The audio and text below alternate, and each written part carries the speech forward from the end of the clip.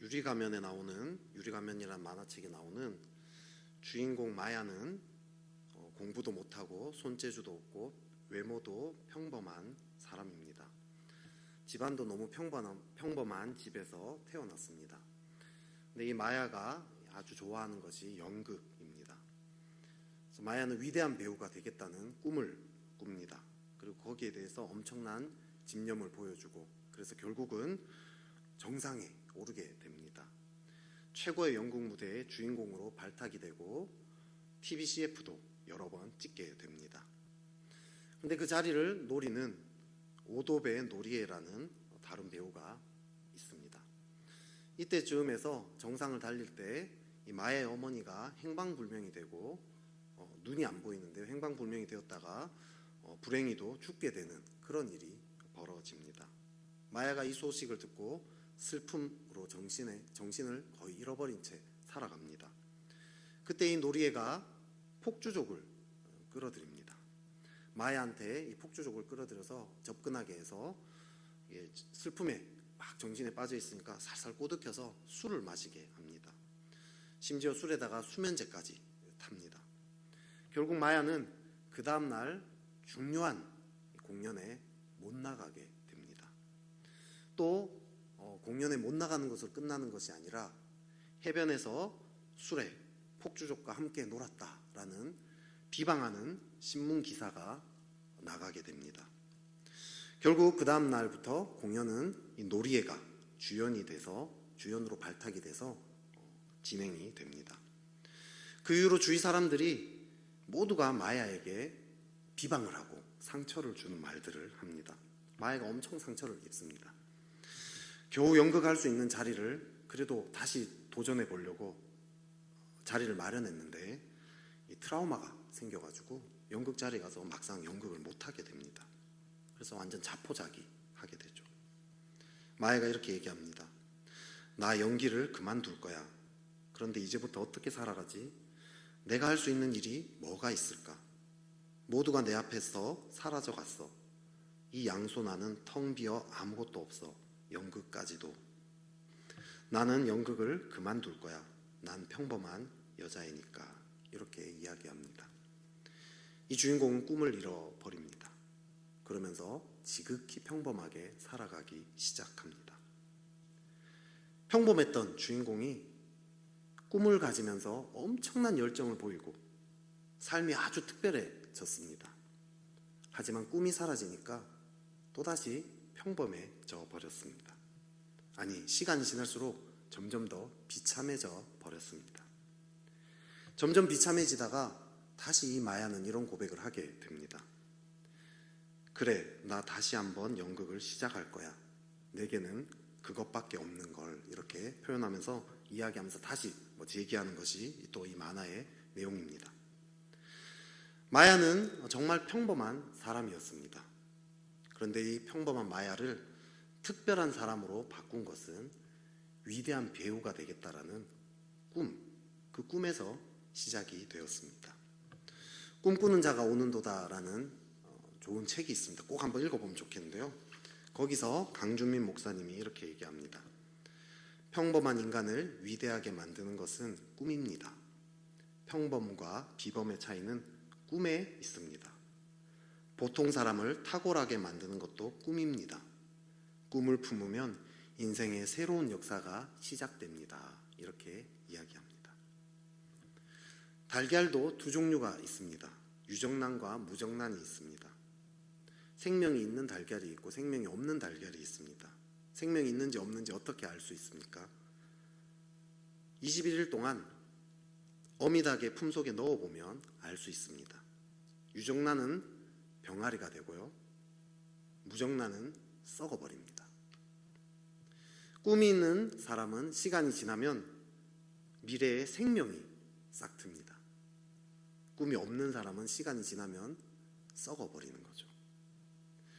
오늘날 시대의 사람들은 꿈을 꾸지 않습니다. 지독하게 현실적으로 살아갑니다. 꿈이 밥 먹여주냐? 이렇게 얘기합니다. 그냥 먹고 살아남기만 하면 된다. 그렇게 이야기합니다. 그러면서 방황하고 삶에 열정이 없이 살아는 있지만 생기 없이 살아갑니다. 살아있어 보이기만 할 뿐이지 실제로는 썩어 들어가고 있습니다. 반대로 꿈이 있는 사람은 살아납니다. 내 삶이 아주 평범하고, 아니 어쩌면 밑바닥이 있다 할지라도 꿈이 심겨지면 다시 비범해집니다.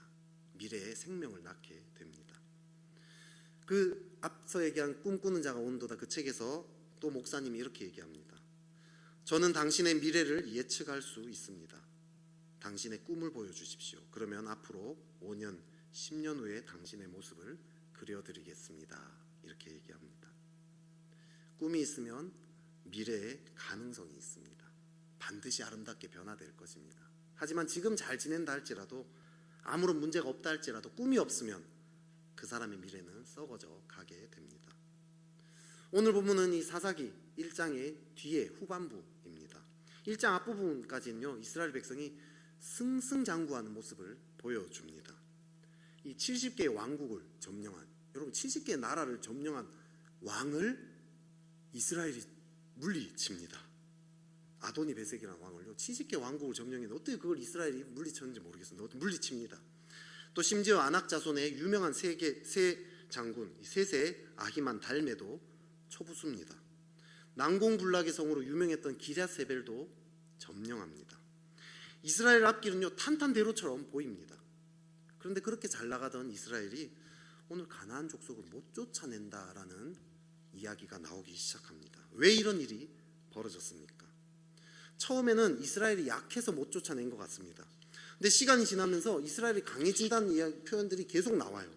이제는 쫓아낼 수 있습니다. 그런데 이제는 못 쫓아내는 게 아니라 안 쫓아냅니다. 안 쫓아내고 가나안 족속을 노예로 삼아 버립니다. 그런 내용이 계속 반복되고 있습니다. 여러분, 가나안 족속을 안 쫓아내고 노예로 삼는 것, 이것이 그렇게 큰 문제입니까? 사실 가나안 땅에서 살려면 농사를 지어야 됩니다. 근데 이스라엘 백성은 유목민입니다. 농사 지을 줄 모릅니다. 농사 지으려고 하면 그냥 막막합니다. 반면에 가나안 족속은 농사에 빠삭한 자들입니다. 가나안 족속 노예는 쉽게 얘기하면 오늘날로 보면 외국인 노동자, 농사 계속 지어서 숙달이 잘 돼 있는 외국인 노동자라고 보면 됩니다. 사장님, 어제는 가지치기 했어요. 뭐 이렇게 하는 거죠. 와서 오늘은 농약을 쳤어요. 뭐 이렇게 하는 거죠. 이러면서 도와주는 거죠. 얼마나 큰 도움이겠습니까? 그렇죠? 이런 것은 오히려 하나님의 복이라고 이야기할 수 있지 않겠어요? 만약에 이 가나안 정복이 잘 먹고 잘 살기 위한 전쟁이라면 노예로 삼는 것은 하나님의 뜻일 수도 있겠죠. 그래서 잘 먹고 잘 살 수 있겠죠. 근데 가나안 정복 전쟁은 잘 먹고 잘 살기 위한 것이 아니라 하나님 나라를 세우는 것이 목적입니다. 가나안 땅에 가득한 죄를 진멸하고 하나님의 통치가 임하는 그 하나님 나라를 세우는 것이 이들의 목적입니다. 그래서 이스라엘 백성이 처음에는요 다 진멸합니다. 여호수아서 보면요 다 부수지 않습니까? 여리고성 진멸, 아이성 다 진멸하는 모습들을 보입니다. 오늘 본문도요 19절 앞까지는 다 진멸했다는 얘기가 나옵니다. 17절에 보면요, 17절을 한번 읽어볼까요? 좀 졸릴 때가 됐어요 벌써. 17절 읽겠습니다. 시작. 유다가 그의 형제 시므온과 함께 가서 스밧에 거주하는 그 성읍의 이름을 호르마라 하니라. 이 호르마라는 이름은요 밑에 보면요 여호와께 드릴 목적으로 멸망시킴, 이런 뜻입니다. 하나님께 드리기 위해서 멸망시켰다는 거죠. 하나님 나라를 세우기 위해서 멸망시켰다, 이 뜻이죠. 이 이스라엘 백성은 가나안 땅을 하나님 나라로 만들 꿈으로 충만했었습니다. 근데 지금까지 그렇게 진멸을 잘하다가 안 하기 시작합니다.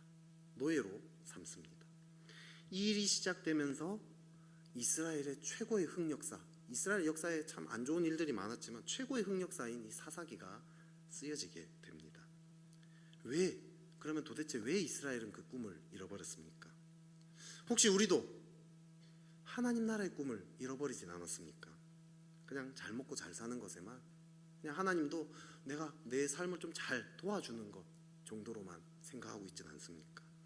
과거에는 꿈이 있었지만 지금은 꿈이고 뭐고 간에 그냥 좀 잘 살아남기만 하면 좋겠다. 코로나 위기 그냥 어찌하든 그냥 좀 넘기기만 했으면 좋겠다. 직장인 안 잘렸으면 좋겠다. 이런 태도가 알게 모르게 우리 마음을 장악하고 있다면 오늘 왜 이런 일이 벌어졌는지, 이스라엘은 어떻게 이걸 또 극복할 수 있을지를 살펴보면 좋겠습니다. 오늘 본문에서요 19절에서 제일 처음으로 이스라엘이 땅을 점령하지 못했다라는 이야기가 나옵니다. 그 이유가 무엇입니까? 19절도 한번 같이 한번 보겠습니다. 시작. 여호와께서 유다와 함께 계셨으므로 그가 산지 주민들을 쫓아내었으나 그들을 쫓아내지 못하였으며, 이 철병거가 있어서 못 쫓아냈다라고 얘기합니다. 이 당시는 청동기에서 철기로 지금 넘어가는 이 과도기 시대였습니다. 이스라엘은 아직 철기 문명이 없었습니다. 그런데 이 지금 가나안 족속들은 철병거, 그냥 철로 만든 무기, 뭐 칼 이런 게 칼, 창 이런 게 아니라 이 마차 같이 된 거, 말이 이제 막 끌고 있고, 그리고 그 철병거를 타고 가면서 막 화살을 막 쏘는 그런 이제 무기였죠. 오늘날로 쉽게 얘기하면 탱크 같은 그런 거죠. 이스라엘은 칼 들고 막 몽둥이 들고 막 가는데 적들은 막 탱크로 포를 쏘고 있다, 이렇게 생각하면 됩니다. 이 철병거를 보니까 이스라엘은 도무지 우리가 이길 수 없구나, 이런 생각이 든 거죠. 그런데 19절에서 이렇게 얘기하고요, 20절에서 바로 또 갈렙이 안악의 세 자손들을 쫓아냈다, 이 이야기를 하고 있습니다. 근데 이 안악 자손을 쫓아낸 건요 10절에도 나왔던 얘기예요. 20절에 굳이 또 반복하고 있습니다. 왜? 성경 기자는 왜 이랬을까요? 안악 자손이야말로 철병거처럼 사실 점령하기 어려운 자들이라는 뜻입니다. 그 당시 최고의 용사들, 오늘날로 치면 아이언맨 같은 그런 자들이었어요. 근데 이것을 물리쳤다는 거예요, 갈렙은. 왜? 철병거 때문에 안 되는 게 아니라는 이야기입니다. 하나님을 의지하면 이 어벤져스도 물리쳤는데 탱크 정도야 안 되겠냐, 이렇게 얘기하는 거예요. 성경 기자는 그렇게 얘기합니다. 이스라엘이 꿈을 잃어버린 첫 번째 이유, 철병거 때문에 할 수 없다, 우리는 안 돼, 이길 수 없어 라는 생각 때문입니다. 세상은 끊임없이 우리에게 얘기해요. 안 된다, 할 수 없다, 네 힘으로는 역부족이야, 이렇게 얘기합니다. 내 힘으로 할 수 없다라고 생각하기 때문에 우리는 꿈을 잃어버리게 됩니다. 내 힘으로 할 수 없다 하면 제가 생각나는 기억이 있습니다. 과거에 네팔 단기선교에 갔을 때입니다. 처음에 이제 네팔 땅을 밟는데요, 절과 사원들이 막 어마어마하게 많이 있어요. 우리나라에 제일 많은 가게가 뭐죠? 요즘 가면 늘 보이는 거, 커피숍 아닙니까? 그죠? 어딜 가나 커피숍이 막 군데군데 다 있습니다. 근데 우리나라의 커피숍보다 훨씬 더 많아요. 계속 가면 그냥 큰 탑 같은 것들이 막 계속 세워져 있습니다. 끊임없이 한 몇 발자국만 걸으면 우상숭배 현장이 계속 있어요. 그걸 계속 이제 한 바퀴 쭉 돌아다니면서 어떻게 이렇게까지 많을 수 있지 막 싶을 정도로 막 그것을 한 바퀴 쭉 돌았습니다. 한 바퀴 쭉 돌고, 오전에 한 바퀴 돌고, 오후에 그 유네스코에 등재되어 있는 몽키 템플이라는 데가 있어요. 그래서 거기를 갔습니다. 몽키 템플이 아주 높은 지역에 있었습니다. 그래서 그 수도인 카트만두 그 다 내려다 보이는 그런 장소였습니다. 올라가서 카트만두를 품고 우리 기도하는 시간을 가지자 해서 그 몽키 템플에서 이제 기도를 했습니다. 근데 기도를 딱 하는 순간 그 오전에 봤던 장면이 떠오르는 거예요. 그리고 이런 생각이 들었습니다. 주님, 이렇게 힌두교에 찌들어 있는 이 사람들이 과연 변화될 수 있을까요? 이 철병거 같은 이 힌두교, 이들이 너무 강하고 견고해서 절대 깨질 것 같지 않은 그 생각이 들어요. 기도를 하지만 전혀 믿음이 없었습니다. 절망적인 생각만 들었어요. 내가 지금 이거 하는 게 무슨 소용이 있을까? 그렇게 단기 선교를 준비하면서 기도하고요, 막 열심히 준비해서 갔는데 첫 시작이 안 되겠구나. 이거는 진짜 계란으로 바위치기다, 이런 생각밖에 안 들었습니다. 그리고 몽키 템플을 한 바퀴 다 돌고 이제 돌아올 그 길에 또 다시 마지막으로 몽키 템플에서 한 번 더 기도하는 시간을 가지자 하려고 했습니다. 근데 그 기도 시간을 가지기 바로 직전에 한 팀원한테 내가 제 마음을 솔직히 얘기했어요. 제가 그때 인솔자였지 않겠어요, 목회자니까. 근데 너무 제가 너무 답답하고 얼마나 절망이 됐으면 이렇게 얘기했어요. 솔직히 생각했을 때 힌두교에 이렇게 찌든 사람들이 돌아올 수 있을지 사실 잘 모르겠다, 이제 이런 얘기를 제가 그 한 자매한테 이렇게 얘기를 했어요. 그랬더니 그 선교팀원 그 자매가 잠시 공감을 하더니 이렇게 얘기했습니다. 100년 전에 한국도 이와 비슷하지 않았을까요? 그 말이요, 그 얘기 듣는 순간 진짜 하나님이 저에게 직접 얘기하는 것 같았습니다. 심장이 비수처럼 꽂히더라는 거죠. 한국도 사실은 우상 숭배의 본거지 아니었습니까? 마을 곳곳마다 정승과 우상의 막 큰 나무들은 다 그냥 우상 숭배 장소였다고 보면 됩니다. 새벽마다 물 떠놓고 막 비나이다 비나이다 천지신명께 비나이다 막 하지 않았습니까? 예수 믿는다 하면 호적에서 파겠다 이런 얘기들이 아주 심심찮게 했습니다.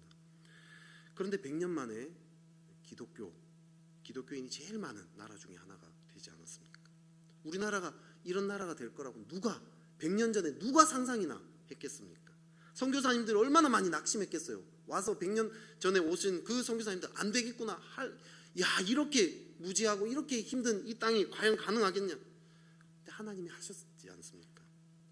한국을 향한 그 꿈, 하나님이 하실 거라는 그 꿈을 붙잡고 믿고 씨름했던 그 사람들을 통해서 하나님이 일하셨다는 거죠.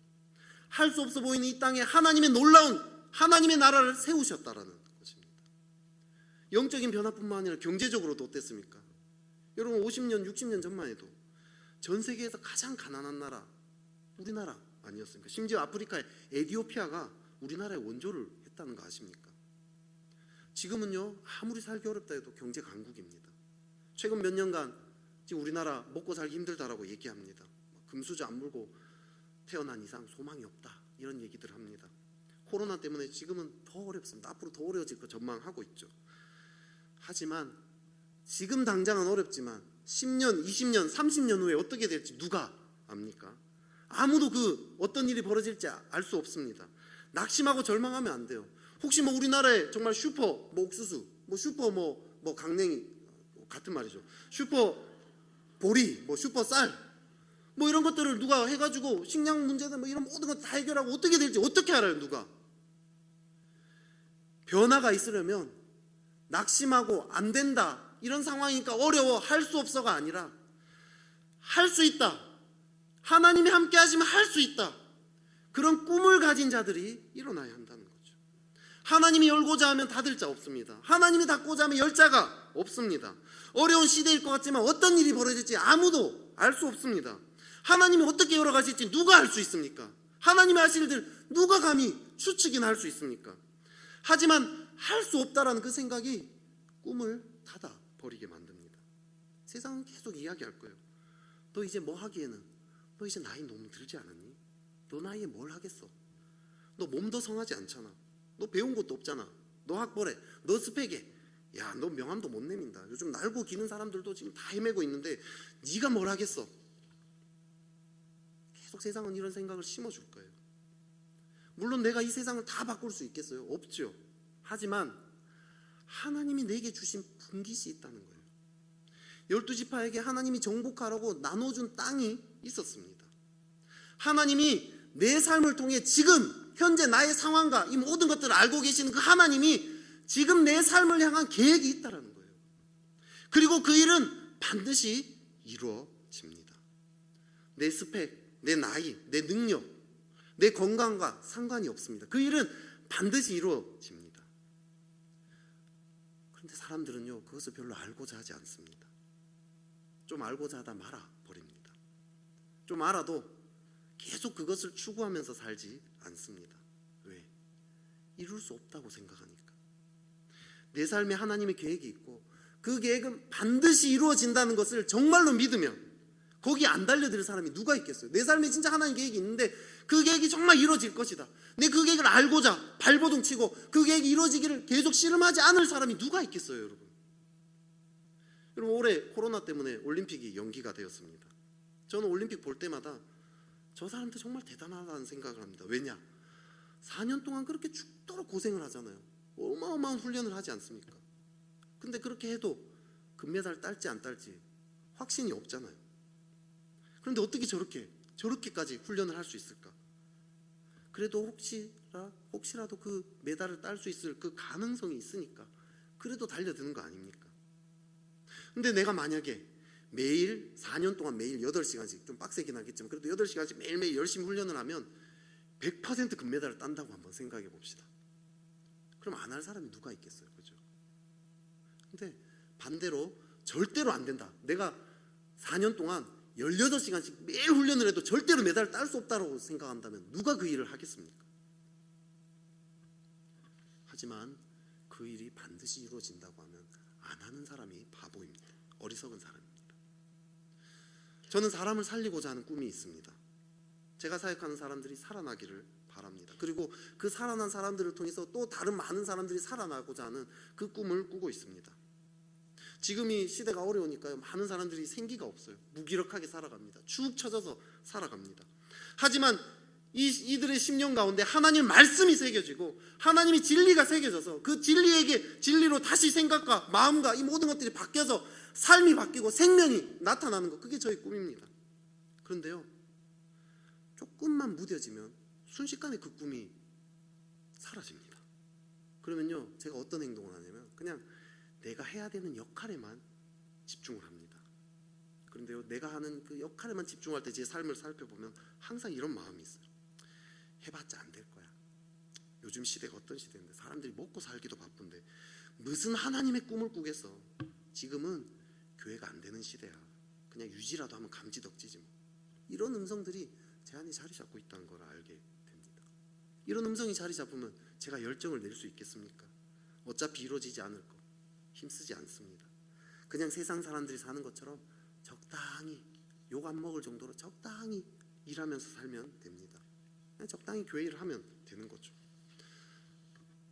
우리 안에 하나님의 꿈이 내 삶에 있고 그리고 그 꿈이 반드시 이루어진다라는 그 믿음이 있습니까?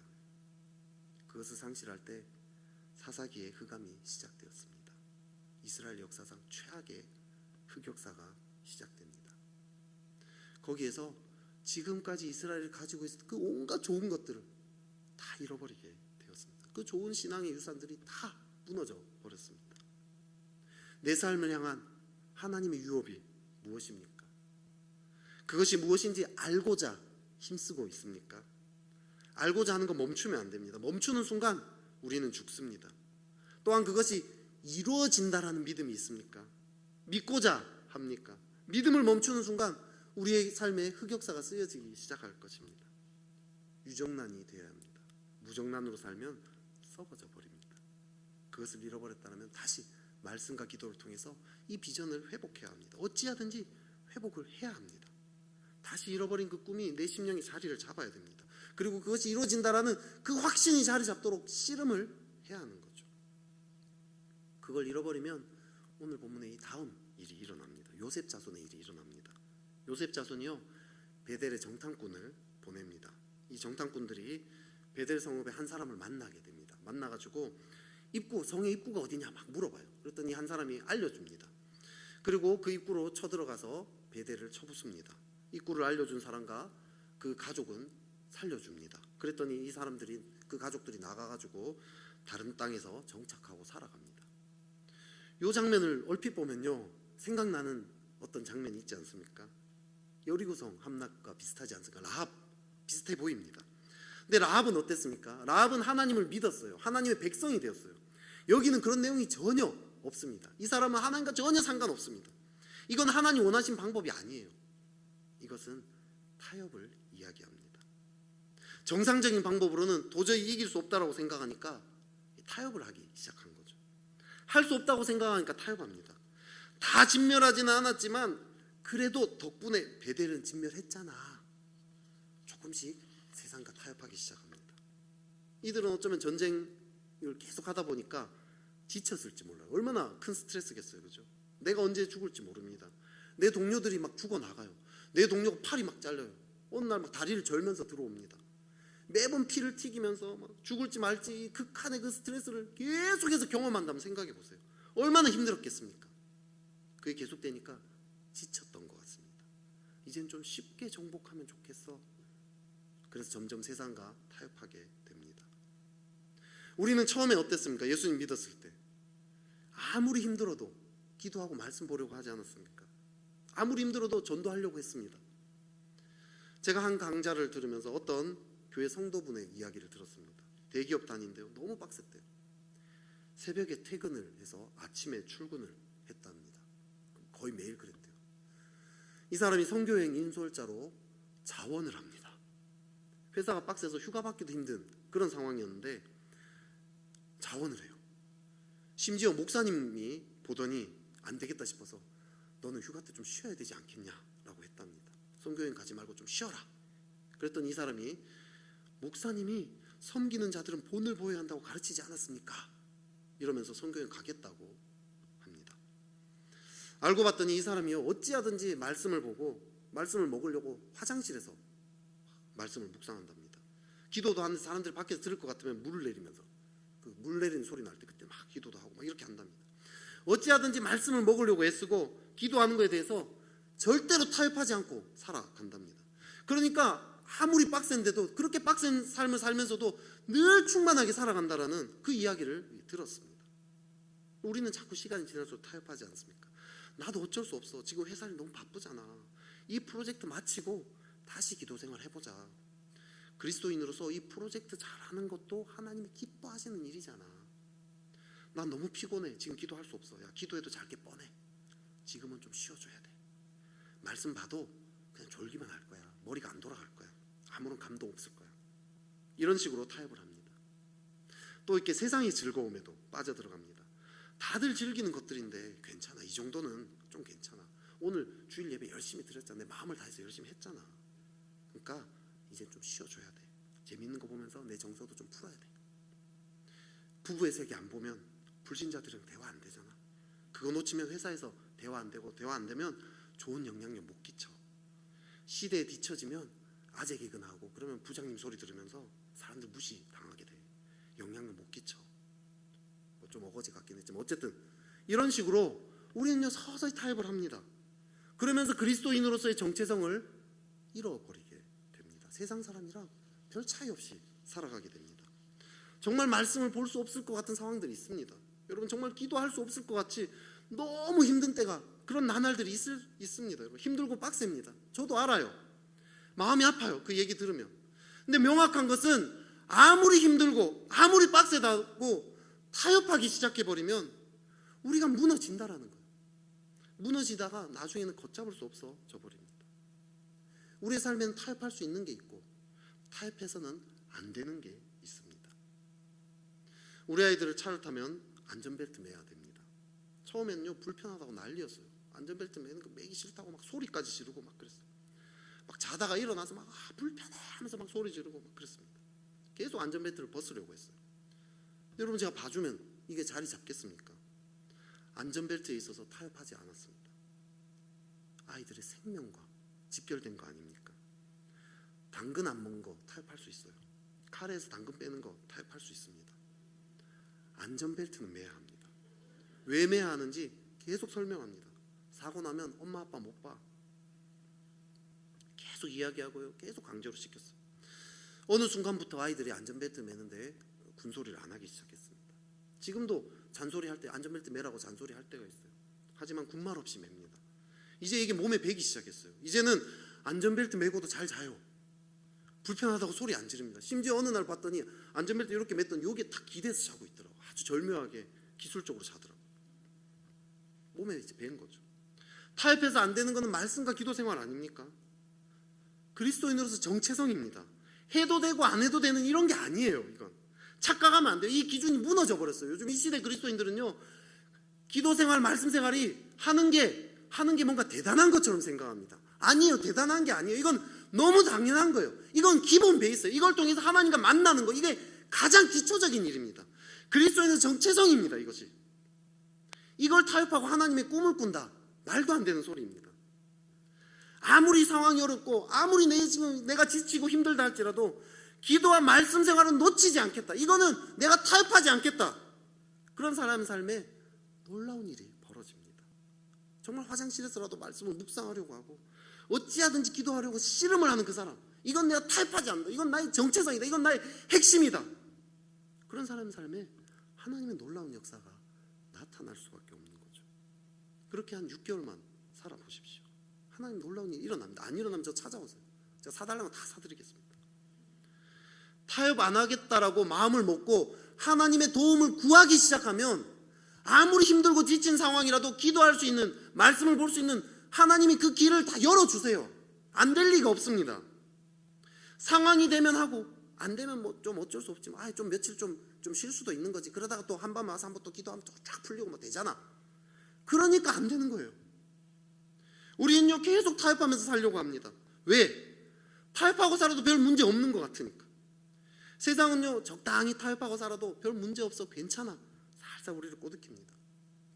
나보다 더 농사 잘하는 외국인 노동자, 그래 노예로 삼으면 되잖아, 가지치기 했어요, 해주면 얼마나 좋겠어요. 내가 나보다 더 잘하는 사람이 해주면 당장은 더 잘 먹고 잘 살게 되는 것 같아 느껴집니다. 근데 세상이 거기서 멈추지 않아요. 2장에 보면요 여호와의 천사가 이렇게 얘기합니다. 내가 그들을 너희 앞에서 쫓아내지 아니하리니 그들이 너희 옆구리에 가시가 될 것이며 그들의 신들이 너희에게 올무가 되리라 얘기합니다. 이스라엘이 가나안 족속을 노예로 삼은 것 같았는데, 내가 이들과 타협하면서 적당히 이제 잘 먹고 잘 살게 더 잘 된 것 같았는데, 나중에 이스라엘이 이들의 노예가 되어버립니다. 당장 지치고 힘들 때 이들이 내 삶을 편안하게 해준 것 같았는데 내가 결국 거기에 노예가 되어버립니다. 청년 사역하면서요 제가 청년들의 삶의 이야기를 들을 때 놀라운 일들이 많이 있습니다. 다들 바쁘대요. 시간이 너무너무 없답니다. 아마 이들의 마음의 상태이지 않을까 싶습니다. 근데 정말 놀라는 건 이거예요. 그 시간이 없다는 청년들이 이태원 클래스 다 보더라고요. 이태원 요즘 큰일 났잖아요. 이태원 클래스 다 봅니다. 유튜브로요 유명한 영상도 다 봅니다. 웹툰도 보고요 예능 프로 다 봅니다. 넷플릭스로 밤을 샙니다.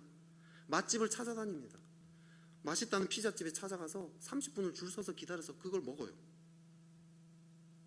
우리 아이들이 어렸을 때 밥 먹이기 참 어려웠습니다. 얘들아 밥 먹자, 쫙 와요. 와서 한번 쭉 스캔을 합니다. 쭉 스캔을 하고 안 먹겠답니다. 왜? 배부르대요. 배불러서 못 먹겠대요. 그래도 밥은 먹어야지, 조금만 먹어봐 맛있어, 막 어떻게 꼬셔가지고 몇 숟가락 먹입니다.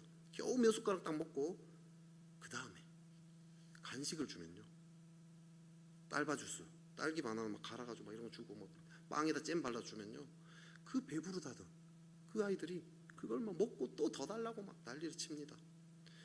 이거 먹을 때 보면요 얘들이 빵을 먹는 게 아니라 빵이 얘들을 먹는 것 같아요. 뭔가 사로잡힌 것 같습니다. 밥에 대해서는 마음이 다 떠나갔고 빵과 그 음료에 대해서만 막 거기에 막 사로잡혀 있는 것 같아 보입니다. 그러니까 밥도 맛이 없게 느껴지는 거죠. 이 모습이요 앞서 얘기한 그 청년들과 오버랩이 됩니다. 제가 청년들에서 기도하다 보면요 그런 생각이 막 들었어요. 바빠서 그렇게 시간이 없다고 하는 이 청년들이 세상의 재미에 다 사로잡혀 있는 것 같아 보입니다. 거기 뭔가 사로잡혀 있어요. 무기력해서 벗어나려고 하는데 벗어나지를 못합니다. 더 이상 기도와 말씀은 재미가 없어요. 즐거움을 못 느낍니다. 세상의 재미에서만 위안을 얻고 있습니다. 제가 얼마나 마음이 아픈지 모릅니다. 이렇게 점점 세상의 노예가 되어가면서 말씀을 보려고 해도 이제 볼 수가 없고요. 기도를 하려고 해도 감동이 없습니다. 점점 혼자서는 이제 기도하고 말씀을 볼 수 없는 그런 마음의, 그런 영혼의 상태가 되어버립니다. 새벽 기도에 한밤, 수요 이런 데 와서는요 주일 예배 이런 데 와서는 같이 기도할 때 그나마 그래도 좀 기도할 수 있고 그나마 말씀을 볼 수 있지, 그 외에 혼자서 이제 하나님께 나아가는 것은 힘들어진 그런 영적 상태가 됩니다. 불가능해지는 거죠. 함께 기도하고 예배해도 이제는 막 하나님께 못 나가는 그런 정도까지 점점 갑니다. 세상을 노예 삼은 것 같았는데 내가 어느 순간 세상의 노예가 되어버립니다. 이제는 하나님의 꿈이 내 삶을 사로잡는 게 아니라 세상이 주는 낙이 내 삶을 사로잡습니다. 어느 순간 먹고 사는 문제가, 그 문제에 대한 염려가 나를 사로잡기 시작합니다. 기도 제목은 이제 그냥 우리 가족들의 안위, 건강, 우리 사업 잘 되는 거, 이런 나와 관련된 기도 제목밖에 없어요. 이제 더 이상 하나님 나라의 꿈, 비전 이런 것들은 그냥 나와 저기 멀리 동떨어져 안드로메다 가 있는 그런 느낌입니다. 세상과 타협하면서 이제 우리는 그 세상이 우리를 사로잡히도록 내버려 두게 된 거죠. 하나님의 꿈보다 먹고 사는 게 더 중요해졌을 때 이미 우리는 끝난 겁니다. 하나님 꿈보다 세상의 재미가 더 즐거울 때 우리 삶은 끝난 것입니다. 우리는 생기를 잃어버렸고요 이미 흑역사를 쓰고 있습니다. 우리 인생 한 번밖에 없지 않습니까? 너무 귀한 인생 아닙니까? 이 인생을요 낭비하고 방황하다가 그러다 그냥 나중에 인생의 말년 내가 한 게 뭐 있을까 후회하게 되는 거죠. 우리는 다시요 소망과 비전, 이 열정을 회복해야 합니다. 우리의 삶에 하나님의 꿈을 회복해야 합니다. 내 삶을 향한 하나님의 꿈이 있어요. 지금 이 상황, 지금 나의 현재 이 모든 상황을 다 알고 계시는 그 하나님이 날마다 새롭게 그 꿈을 갱신하세요. 여러분. 내가 아무리 망가져도 괜찮아요. 지금 이 순간 하나님을 향한 하나님의 계획이 있다는 거예요. 그걸 새롭게 날마다 새롭게 하십니다. 그분은 전지전능하신 분이세요. 다시 시작할 수 있는 분이십니다. 그 꿈이요 반드시 이루어집니다. 우리는요 지금 이 순간부터 다시 시작하면 되는 거예요. 그걸 바라보기로, 아, 그 꿈이 이루어진다는 믿기로 하면서 일어설 수 있다는 거죠. 내 상황이 아무리 비참하고 아무리 부족해도요 꿈이 있는 자는 살아납니다. 생명을 가지게 됩니다. 미래가 아름답게 펼쳐집니다. 하지만 먹고 살아남는 거, 이거 이상의 꿈이 없다면, 그냥 세상의 재미에 계속 빠져서 그냥 그렇게 살아간다면 우리 미래는 암울합니다. 지금 내 삶이 평탄해 보여도요 그냥 흑역사를 쓰면서 살아가게 됩니다. 혹시 또 타협한 것들 있습니까? 오랜 전쟁에 지쳐서 더 이상 씨름하고 싶지 않은 분들 있나요? 타협한 부분들에 대해서 단호하게 일어서야 합니다. 힘들다고 타협하기 시작하면 걷잡을 수 없이 무너집니다. 우리는 결국 노예가 됩니다. 일어서려고 해도 이제 일어설 수 없는 그런 얽매인 가시와 올무에 잡혀있는 그런 상황이 됩니다. 하지만 일단 다시 기도와 말씀부터 타협하지 않고 내가 지내겠다 결단하기 시작하면, 그러면 하나님께서 우리를 도와주시기 시작합니다. 어떤 상황이라도 내가 하나님께 나아가겠다고 마음을 먹기 시작하면 하나님의 일들이 다시 시작될 것입니다. 철병거를 다시 무너뜨릴 거고요, 안악 자손들도 깨뜨릴 수 있게 됩니다. 오늘 그 유리 가면에 있던 그 주인공이 마지막 말로 마치고자 합니다. 그래, 나 다시 꿈을 쫓을 거야. 내게는 그것밖에 없는 걸. 다시 그 꿈을 쫓으며 하나님 나라의 그 비전을 다시 회복하며 나를 향한 하나님의 분깃을 다시 회복하며 그것이 이루어진다는 그 확신 가운데 다시 그 꿈을 위해서 열정으로 살아가는, 이 무기력한 이 시대 가운데 열정적인 그 삶을 다시 회복하는 그런 저와 여러분 되기를 축복합니다.